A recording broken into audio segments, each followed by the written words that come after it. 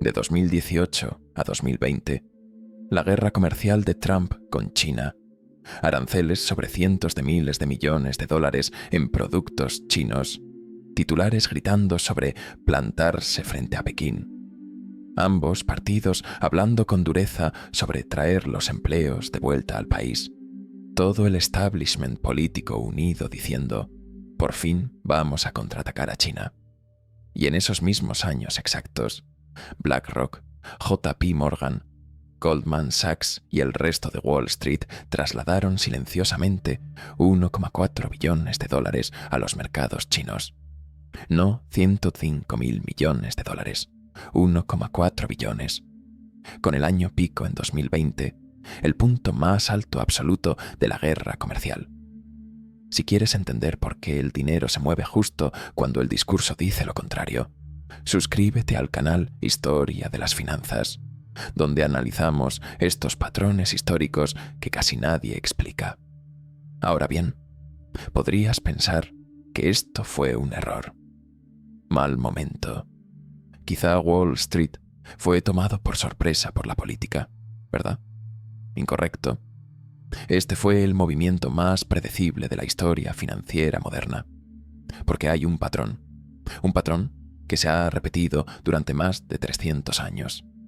Un patrón tan fiable, tan matemáticamente preciso, que una vez que lo ves, toda la historia de lo que le está ocurriendo ahora mismo al poder económico estadounidense se vuelve cristalina. Y estamos en la etapa 3 de 4. El sistema financiero global no es aleatorio, no es caos. Funciona con un mecanismo de 4 etapas que ha destruido todas y cada una de las monedas de reserva en la historia registrada. Etapa 1. Las élites financieras crean un monopolio sobre la impresión de dinero mediante un banco central. Etapa 2. Utilizan ese monopolio para financiar la expansión del gobierno a través de deuda. Todo parece genial. Economía en auge, imperio en expansión. Todo el mundo cree que esta vez lo han resuelto. Etapa 3. El sistema se sobreextiende. La moneda empieza a perder valor. El gobierno pierde control. Aparecen grietas. Etapa 4. Y esta es la parte crucial. Las mismas personas que construyeron el sistema trasladan su dinero a la siguiente potencia en ascenso antes de que el colapso sea obvio para todos los demás. La población se queda sosteniendo papel sin valor. Hemos visto esto en Gran Bretaña, en Alemania, en Estados Unidos después de 1971. Y está ocurriendo de nuevo ahora mismo. Mientras Wall Street vierte dinero en China y Washington monta un espectáculo sobre ponerse duro con Pekín, Gran Bretaña está en guerra con Francia y se queda sin dinero. Un hombre llamado William Paterson propone una solución brillante: crear el Banco de Inglaterra. El trato: el banco presta al gobierno 1,2 millones de libras al 8% de interés. Pero el verdadero genio no es cómo funciona. El gobierno crea deuda. El banco convierte esa deuda en dinero que circula por la economía. Y los suscriptores ricos del banco cobran intereses sobre toda la oferta monetaria de la nación. Etapa 1 completada. En 4 años, la deuda nacional británica explota de 1,2 millones a 16 millones. Para 1815, después de financiar las guerras napoleónicas mediante impresión continua de dinero respaldada por deuda gubernamental, la deuda alcanza los 885 millones. Los prestamistas no solo obtuvieron beneficios, eran dueños del gobierno británico. La etapa 2 entra en acción de inmediato. Gran Bretaña construye la marina más grande del mundo, coloniza medio planeta.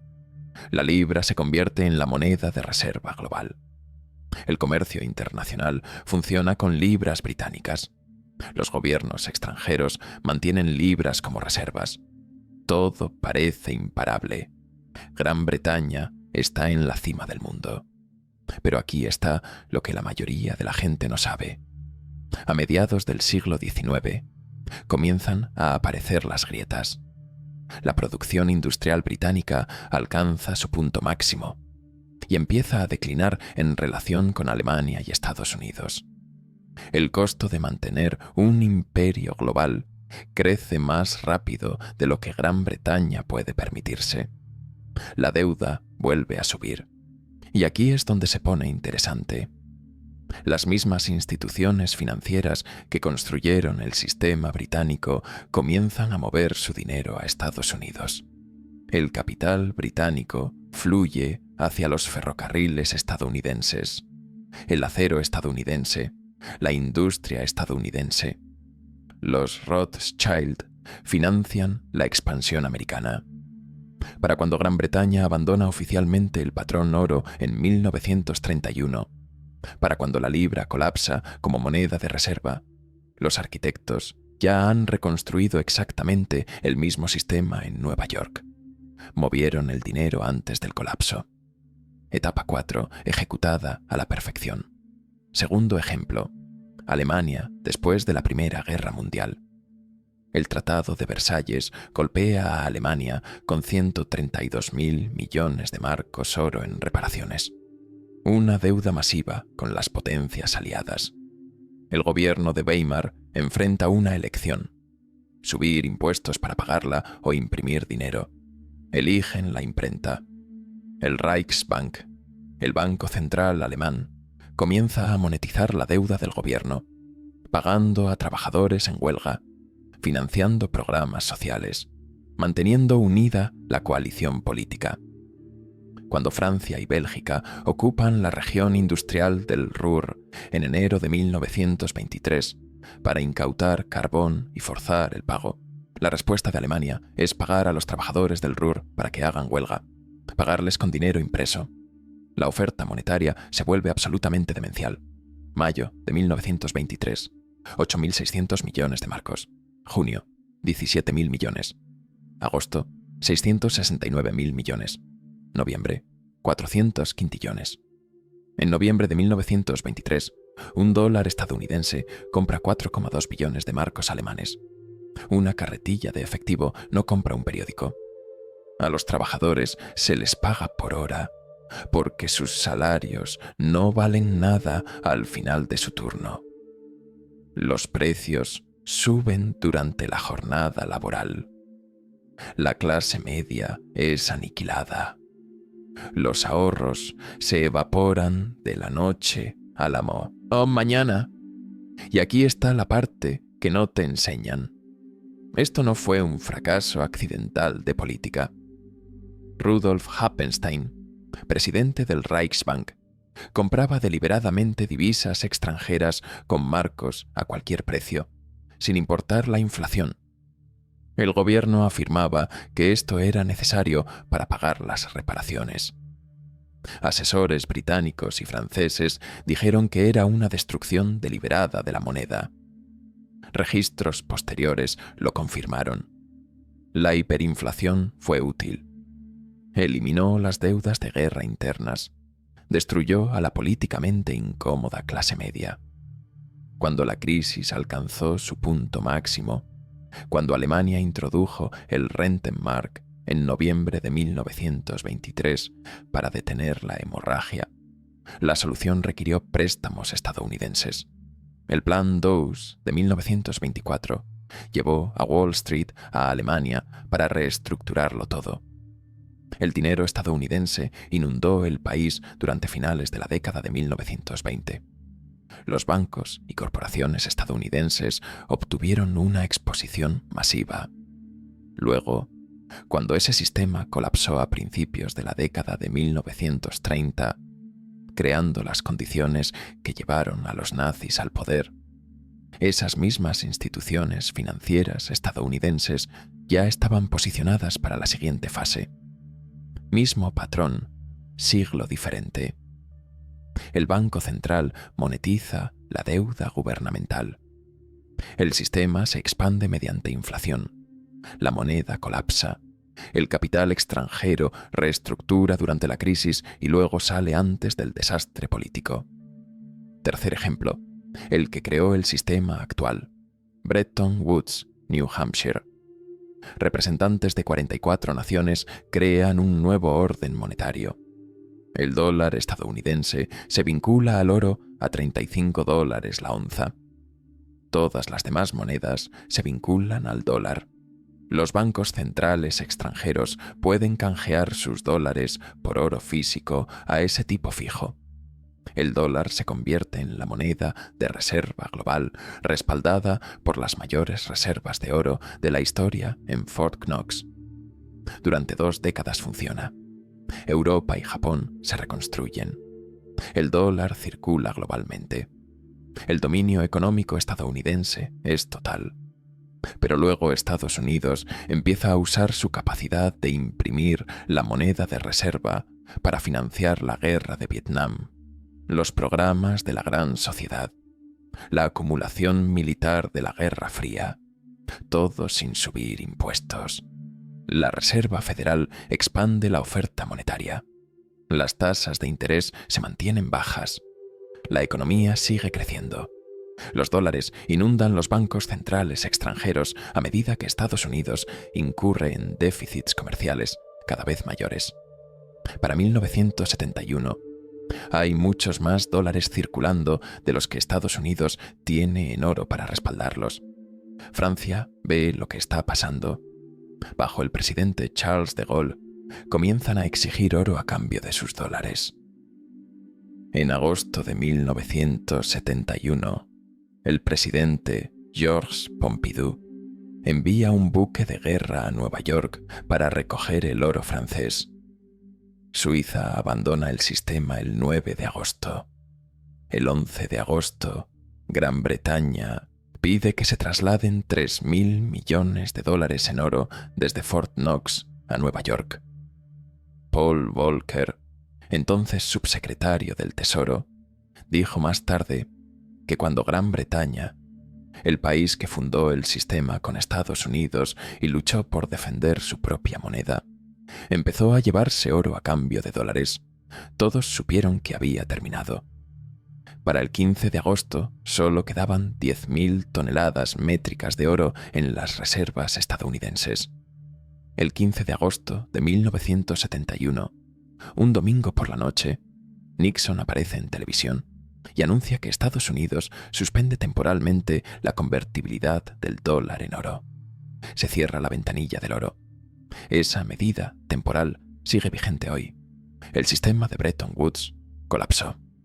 Para marzo de 1973, el mundo pasó a tipos de cambio flotantes. El dólar se convirtió en una moneda puramente fiduciaria, respaldada por nada más que la promesa del gobierno y el poder militar estadounidense en los mercados petroleros globales. Desde ese día, el dólar ha perdido más del 98% de su valor frente al oro. En 1971, el oro estaba a $35 la onza. Hoy está por encima de los $3.000 la onza. Mismo patrón. Sobreextensión del sistema. Pérdida de disciplina monetaria. Degradación de la moneda. Ahora apliquemos esto a lo que está ocurriendo ahora mismo. El 6 de julio de 2018, Trump impone los primeros aranceles a productos chinos. $34.000 millones. La guerra comercial comienza oficialmente. Estados Unidos por fin va a plantarse frente a China, reequilibrar el comercio, traer de vuelta la manufactura. Ambos partidos lo apoyan. El establishment está unido. Pero el 6 de julio de 2018 es significativo por otra razón.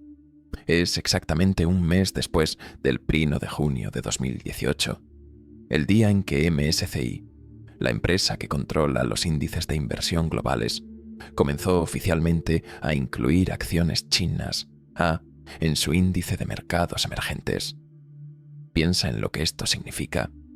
Cuando MSCI incluye un mercado en sus índices, los inversores institucionales que siguen esos índices deben poner dinero en ese mercado.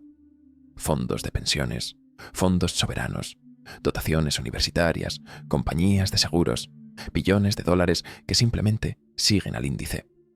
El peso de China en el índice MSCI de mercados emergentes pasó de prácticamente 0 al 43% para octubre de 2020. Durante el mismo periodo, de 2018 a 2020, la inversión de cartera estadounidense en China alcanzó 1,4 billones de dólares, con el pico en 2020, cuando la guerra comercial estaba en su punto más caliente. BlackRock expandió sus operaciones en China durante todo este periodo. JP Morgan obtuvo la aprobación para un negocio de valores de propiedad mayoritaria en China. Goldman Sachs aumentó su participación en su empresa conjunta china. Estos no son accidentes.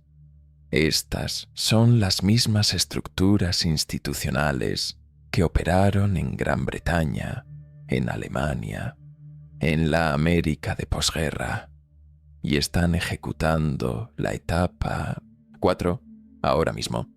Marquemos las casillas. Deuda nacional estadounidense, 36 billones de dólares. Relación deuda-PIB, 98%. El balance de la Reserva Federal estaba por debajo de $1 billón en 2008. Explotó hasta 9 billones durante el COVID. Todavía está por encima de los 7 billones hoy. El mismo mecanismo de siempre. El Banco Central monetiza la deuda gubernamental.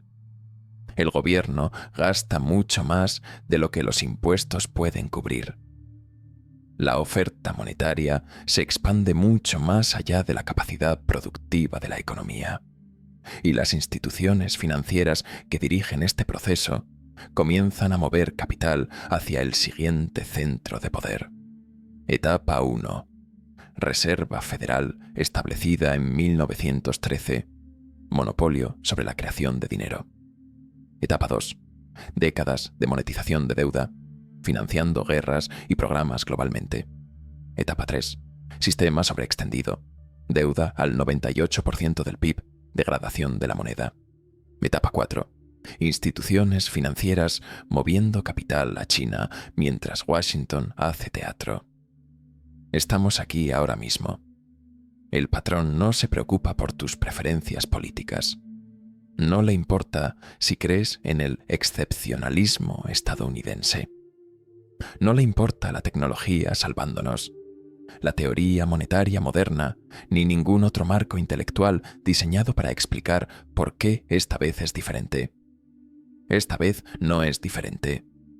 El mecanismo es matemático. Y cuando un sistema monetario se basa en la creación de deuda, cuando la entidad que crea dinero es separada pero dependiente de la entidad que recauda impuestos, cuando el sistema se expande más allá de la capacidad productiva, la moneda se degrada. Y cuando la moneda que se degrada es la moneda de reserva global, los arquitectos de ese sistema mueven su capital antes de que el colapso se complete. Esto es lo que la gente no ve. La guerra comercial fue teatro. Fue diseñada para fracasar. O más precisamente, fue diseñada para parecer que Estados Unidos estaba resistiendo mientras la integración financiera real se aceleraba. No puedes luchar contra China con aranceles mientras tus mayores instituciones financieras están moviendo cantidades récord de capital hacia los mercados chinos. No puedes repatriar la manufactura mientras los proveedores de índices que controlan la asignación de capital institucional aumentan el peso de China en las carteras globales. No puedes mantener la hegemonía del dólar mientras ejecutas déficits de billones de dólares financiados por la impresión de dinero del Banco Central. La contradicción no es un accidente, es el mecanismo. La población británica no entendía en 1880 que su capital estaba construyendo Estados Unidos. La población alemana no entendía en 1929 que los bancos estadounidenses habían facilitado su ciclo de hiperinflación. La población estadounidense no entiende ahora que Wall Street está construyendo la infraestructura financiera de China mientras Washington representa la resistencia. Pero el patrón no requiere tu comprensión, simplemente se ejecuta. Entonces, ¿qué haces con esta información? Entiendes que la máquina ya está en movimiento. Entiendes que para cuando esto se vuelva obvio para el público general, el reposicionamiento ya estará completo. Entiendes que el sistema actual, el dólar como moneda de reserva, el dominio financiero estadounidense, el orden posterior a Bretton Woods, no es permanente. Es la etapa 3 de un patrón de 4 etapas, y la etapa 4 se está ejecutando ahora mismo. Te posicionas en consecuencia. Entiendes que mantener activos denominados únicamente en una moneda que se degrada es una elección para participar en el mecanismo de transferencia. Entiendes que la inflación no es temporal, no es transitoria, no es el resultado de interrupciones en las cadenas de suministro. Es el resultado predecible de una expansión monetaria desconectada del crecimiento productivo. Entiendes que cuando te dicen que no te preocupes, que esta vez es diferente, que la ingeniería financiera moderna ha resuelto los problemas que destruyeron sistemas anteriores, o bien ignoran el patrón, o son cómplices de su ejecución. Y entiendes que los próximos 5 a 10 años no se parecerán a los últimos 30. El mecanismo se está acelerando. La deuda no puede pagarse. La moneda seguirá degradándose. La élite financiera ya está posicionada. La única pregunta es si entiendes el patrón con suficiente claridad como para verlo desarrollarse en tiempo real y tomar decisiones que tengan en cuenta el resultado inevitable. Esto no es una predicción, es reconocimiento de patrones. El mismo mecanismo que movió el capital británico a Estados Unidos en el siglo XIX. El mismo mecanismo que movió capital estadounidense a la Alemania de Weimar antes del colapso. El mismo mecanismo que sacó capital de Estados Unidos cuando Bretton Woods fracasó, está moviendo capital hacia China. Ahora mismo, mientras los políticos discuten sobre aranceles, mientras los think tanks debaten estrategias de desacoplamiento, mientras los medios se obsesionan con la apariencia de la guerra comercial, Wall Street ya ha decidido. 1,4 billones de dólares ya se han movido, y el patrón, que nunca ha fallado en completarse, está ejecutado en 3/4 partes. Si quieres entender qué sucede después, si quieres saber cómo se completa la etapa final de este patrón, si quieres ver cómo se finaliza la transición del dominio financiero estadounidense al chino, necesitas entender cómo se construyó la máquina. Necesitas ver la arquitectura institucional que hace posible esta transferencia. Y necesitas reconocer que todos los paralelos históricos apuntan al mismo resultado. La población sostiene la moneda mientras se acerca a cero, mientras que los arquitectos del sistema ya han movido su riqueza al siguiente centro de poder. Ese es el patrón. Ese es el mecanismo. Y eso es lo que está ocurriendo ahora mismo mientras todos observan el teatro político y pasan por alto la transferencia sistemática de riqueza que ocurre detrás.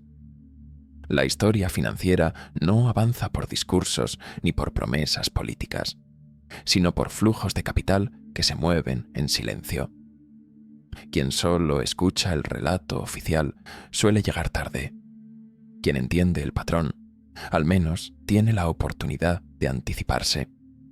Si este análisis te aportó claridad, suscríbete al canal Historia de las Finanzas, deja tu like y comparte este contenido. Comprender cómo funciona el dinero es una forma de protegerte en un mundo donde el poder rara vez avisa antes de moverse.